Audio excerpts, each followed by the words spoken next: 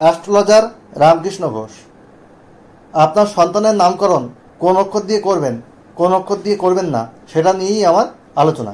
আমরা সাধারণত রাশি অনুযায়ী, নক্ষত্র অনুযায়ী নামকরণ করে থাকি।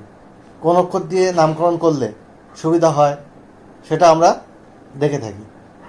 তাহলে এস দিয়ে আপনার যদি কন্যা সন্তান হয়, নাম রাখবেন না। কারণ এস দিয়ে নামকরণ করলে অন্তত মিডল এজ অর্থাৎ 35, 36 এরকম এজ পর্যন্ত কিন্তু নানা হার্ডেলস, স্ট্রাগল, বাধা বিপত্তির মধ্যে দিয়ে তাকে এগোতে হয়। ডি দিয়ে নাম রাখবেন না, কারণ কার্বিক এগুলো একদম। এই কার্বিক অক্ষর দিয়ে নামকরণ অ্যাভয়েড করার চেষ্টা করবেন। তাহলে কোন অক্ষর দিয়ে আপনার সন্তানের নামকরণ করার চেষ্টা করবেন?